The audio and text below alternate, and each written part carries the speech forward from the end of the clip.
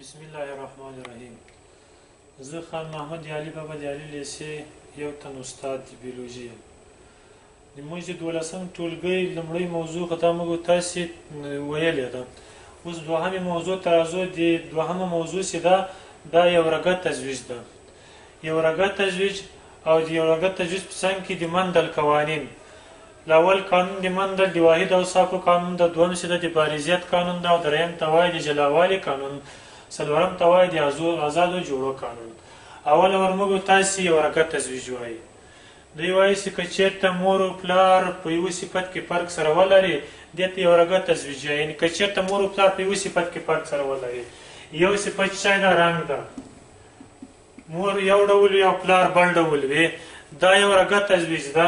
یعنې دا په نباتاتو کې موږ تاسو ویل په حیواناتو کې اوس یو نبات رنګ یې سوړ دی، ګلانو رنګ یې زیړ ده. یو نبات ګلانو رنګ زیړ ده او د بل نبات ګلانو رنګ دا شین ده. دې دواړه یو نباتات، دواړه یو نباته، یو ګل رنګ زیړ ده او د بل ګل رنګ څه ده شین ده. یعنې په یوه صفت کې دوی فرق سره لري. په کوم صفت کې یوازې دوی په رنګ کې فرق سره لري. دا په رنګ کې فرق سره لري دې ته یو رګه تزویج وایي. که چېرته مور او پلار په یوه صفت کې فرق سره ولري دې ته یو رګه تزویج وایي. اوس اوله ور دوی دغه د شین رنګ نباتات، د شین رنګ نباتات دا یې تزویج کړي دي د زیړ رنګ د نباتاتو سره. د شین رنګ نباتات یې راځي د زیړ رنګ د نباتاتو سره، د زیړ رنګ د نباتاتو سره د تزویج عملیه سرته رسولې ده. کله چې دغه شین رنګ له زیړ رنګ سره تزویج کو دلته ټول زیړ رنګونه منځته رالو. دا یوه مربع موږ تاسې لیکو، د پونیټ مربع موږ تاسې ولیکو. دا د پونیټ یوه مربع ده، دې ته وایي د پونیټ مربع. په دې مربع کې موږ تاسې د تزویج عملیه سرته رسوو. اوس دا د انګلیسي غټ وایي چې ده دا زیړ رنګ ده، او دغه د انګلیسي کوچنی وایي چې ده دا شین رنګ ده. دا دواړه یو له بل سره موږ تاسې تزویج کوو چې رښتیا دا دواړه په یوه صفت کې فرق سره لري او که یې نه لري. کله چې موږ تاسې دغه عملیه سرته رسوو دا په کوم نسل کې ده؟ دې ته وایي ایپیو نسل. دا عملیه موږ تاسې په ایپیو نسل کې سرته رسوو. دا وایي له دې وایي سره تزویج کوو. کله چې دا وایي له دې سره تزویج کوو دا به سي وای وای، دا به څه سي وای وای به سي. دا وای وای کوم رنګ سو؟ دا زیړ رنګ سو. دې ته کوم رنګ وایي؟ دې ته زیړ رنګ وایي. ولې زیړ رنګ ورته وایي؟ ځکه زیړ رنګ ورته وایي چې دغه د غټ توری د انګلیسي دا کوچني توري غالب ده.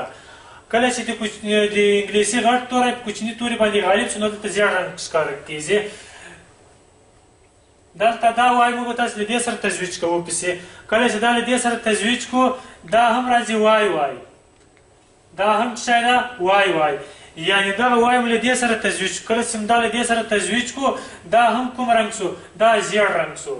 دا کوم رنګ سو؟ دا هم زیړ رنګ سو. ځکه دغه دواړه د انګلیسي غټ توري دي. نو غټ توری یا باري صفت دا موږ تاسې په غټ توري باندې ښیو، او مخفي صفت چې دې ته موږ تاسې مغلوب صفت وایو د غټ توري په مقابل کې کوچنی توری ځان پټوي. دې ته موږ تاسې کوم صفت وایو؟ دې ته مخفي صفت.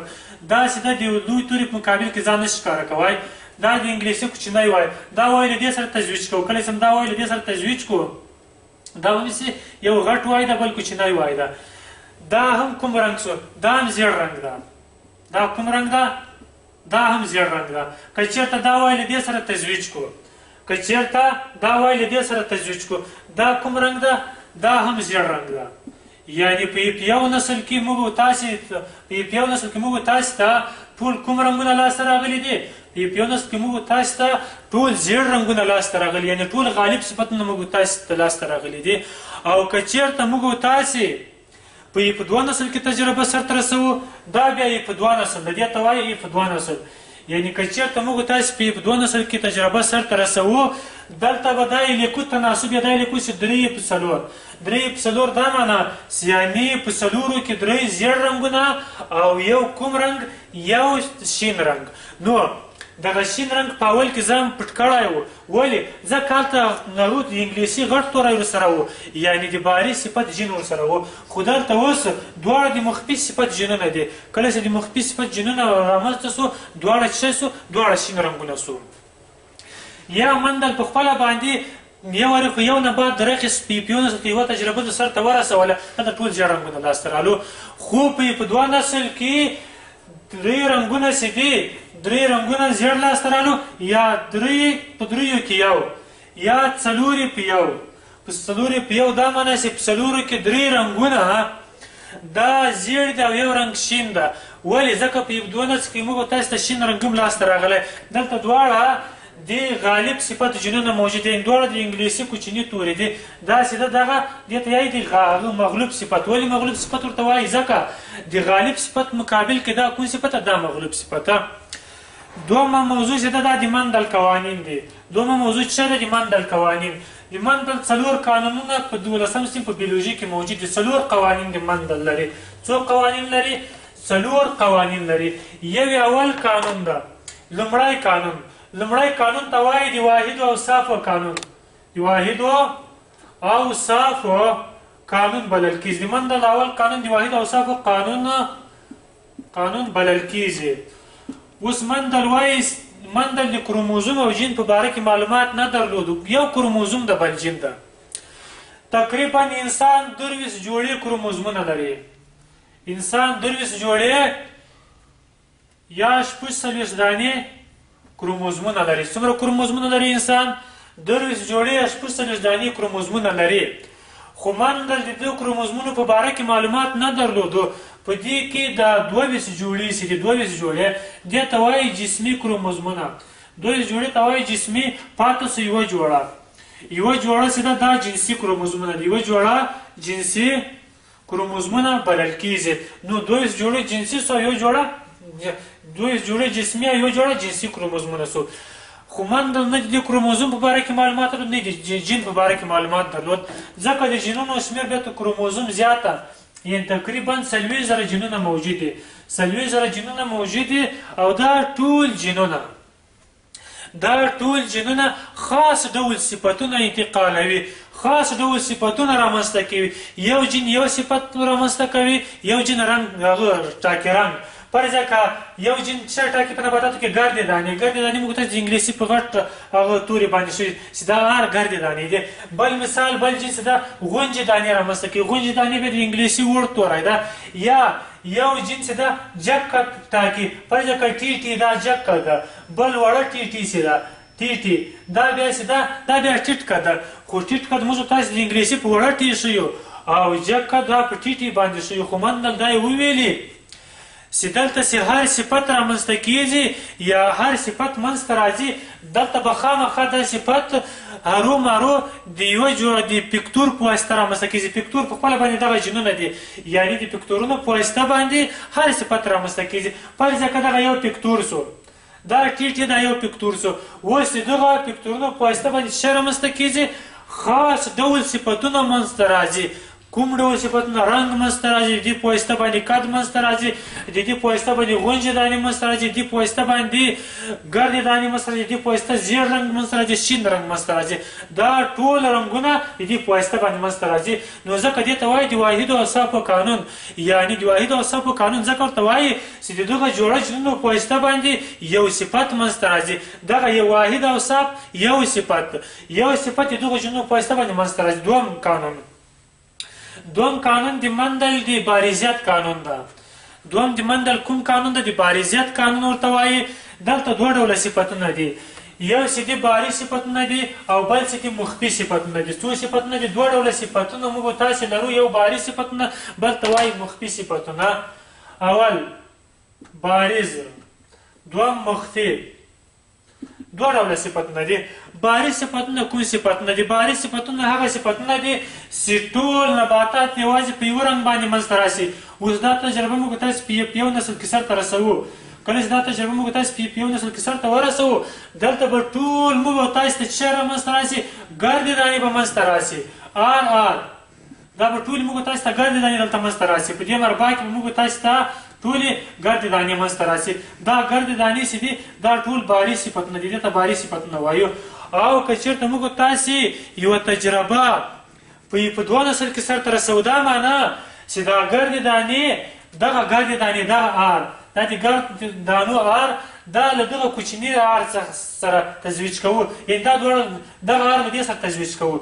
کله چې دغه دواړه په خپل منځ کې سره تزویج کړو، دلته به موږ تاسې دی ولیکو چې 4 په 1، یعنې دا معنا چې په 4 کې یوه دانه ګوره، دا یوه مربع ده، موږ تاسې مربع لیکو. دلته د مربع په کورونو کې دغه هم ار ده، دا هم ار ده، دا هم ګردې دانې دي، دغه هم ګردې دانې دي، او دغه ار چې ده دغه ار داسې دي، دا کومې دانې دي؟ دا غونجې دانې دي، دغه ار دا غونجې دانې دي، د انګلیسي وړ ار، د انګلیسي وړ ار چې ده دا غونجې دانې دي. اوس دا درې چې دي دې ته موږ تاسې غالب صفتونه وایو، یعنې ځکه غالب ورته وایو چې که چېرته د انګلیسي غټ توری له واړه توري سره موجود وي، دا غټ توری په واړه توري باندې ځان غالبوي، یعنې دا غالب ده په 2 باندې. خو اوس دلته دا کوچنی ار دا غونجې دانې، یعنې په 2 نسل کې موږ تاسې ته یوه دانه غونجه لاسته راغله او 3 ګردې، نو موږ تاسې څو لیکو؟ 4 په 1. په 4 کې یوه دانه غونجه او 3 دانې چې دي، دا کومې دانې دي؟ دا زیړې دانې دي. خو دا د چیچ قانون بولي، دا د باریزیت قانون ځکه بولي، ځکه د باریزیت قانون ورته وایي چې دغلته دغه د انګلیسي غټ توری دا په کوچني توري باندې غالب ده. کله چې د انګلیسي غټ توری په کوچني توري باندې غالب سو، نو غالب صفت ځان ښکاره کوي او مغلوب صفت چې ده د دې په قانون کې ځان پټوي. دریم د جلاوالي قانون ده، دریم قانون د مندل د جلاوالي قانون ده. جلاوالي په قانون کې ځکه د جلاوالي قانون ورته وایي چې دلته د جنسي حجرې، انسان خو یوه جوړه جنسي حجرې لري، یوه جوړه جنسي حجرې لري چې دلته 2 کروموزومونه دي، ایکس واي او بل ایکس ایکس دی. ایکس واي دا معنا سینر، ایکس واي نر ته وایي، او ایکس ایکس ښځې ته وایي، ایکس ایکس ښځه ده. اوس دلته دا ګمیټونه دوی وایي چې یو له بل سره جلا کېږي، ځکه د جلاوالي قانون ورته وایي چې دغه ګمیټونه یا دا جینونه دا کروموزومونه یو له بل سره جلا کېږي. کله چې یو له بل سره جلا سو، نو دلته یو ډول خاص نسل منځته راځي. اوس دا ایکس ایکس، دا ایکس واي، دا چې کله موږ تاسې خپل منځ سره تزویجوو، کله چې د دوی دواړو ترمنځ موږ تاسې د القا عملیه سرته رسوو، که ایکس له ایکس سره تزویج سي، دلته به شی منځته راسي ښځه، او که چېرته وای راسي، ګوره دغه سپورم نه ده، دا کروموزوم لیږدوي، سپورم له نارینه څخه کروموزوم لیږدوي چېرته؟ ښځې ته. کله چې له نارینه څخه کروموزوم ولیږدوو ښځې ته، دلته که چېرته وای کروموزوم سپورم ولیږدوو، دا به سي ایکس واي، ایکس واي دا معنا سینر به سي، او که چېرته سپورم ایکس کروموزوم دغه ایکس ته راولي، که چېرته ایکس کروموزوم دې ایکس ته راولېږدوو، دا به سي ایکس ایکس. ایکس ایکس دا معنا سي ښځه، ګوره یوه ښځه سو یو نر سو. که چېرته سپورم یو کروموزوم راولېږدوي، وای کروموزوم راولېږدوي، دا به نر سي، که چېرته ایکس راولېږدوي دا به ښځه سي. اوس چې کله نر او ښځه وټاکل سو، نو دا په خپله باندې د کوم قانون په واسطه باندې؟ دا د 3م قانون په واسطه باندې چې دا د جلاوالي قانون و. خو کروموزوم په خپله چیز ته وایي کروموزوم، کروما دا کروما چې موږ تاسې نومه، خو دا رنګ ته وایي، کروما رنګ ته وایي. او زوم چې ده، زوم دا په خپله باندې باډي یا جسم ته وایي، زوم چې ته وایي دا باډي یا جسم ته وایي. دا کروموزوم دوی وایي چې دا په خپله له 2 برخو څخه جوړ شوی. د کروموزوم له 2 برخو جوړ ده، له 2 برخو، چې یوه ته وایي ډي ان اے، بل ته وایي پروټین، یعنې کروموزوم له ډي ان اے او له پروټین څخه جوړ شوی ده. د کروموزوم په جوړښت کې ډي ان اے او پروټین برخه اخیستې ده، او دغه برخې د کروموزوم د اتصال ټکی دې ته بیا سنترومیر وایي. د کروموزوم د اتصال ټکی څه ته وایي؟ دا د منځه د پیوستون ټکي ته یا د کروموزوم یوه بله خوا سره وصل شوې ده، دې ته بیا سنترومیر وایي. او په مجموع کې د کروموزوم ټول بازوګان، یوه ته وایي دې ته وایي لنډ بازو، دا بل د لاندې ول ته وایي دې ته وایي اوږد بازو، اوږد بازو او لنډ بازو، اوږد بازو او لنډ بازو. دا دواړه بازوګان، یو لنډ بل اوږد بازو ده. په مجموع کې دا 4 سره د کروماتید په نوم باندې یادېږي، دا چیش په نوم باندې یادېږي، دا د کروماتید په نوم باندې یادېږي.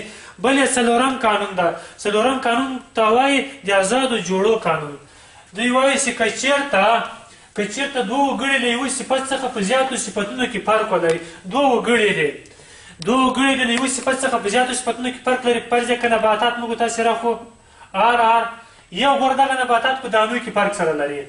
آر ګوره یو ګردې دانې دي، بل غونجې دانې دي، بل دا په رنګ کې فرق سره لري. فرض یې که دغه زیړ رنګ ده او داسې ده، دا شین رنګ ده. په دغو رنګونو کې فرق سره لري. یا دا ټیټ قد جګ قد موږ تاسو د انګلیسي په غټه ټي باندې شویو او ټیټ قد سیده دا د انګلیسي په وړه ټي باندې شویو. اوس دوی وایي چې که چېرته یو نبات له یوه صفت څخه په زیاتو صفتونو کې توپیر سره ولري نو دلته جینونه په ډله ییز ډول باندې راتلونکي نسل ته انتقالیږي.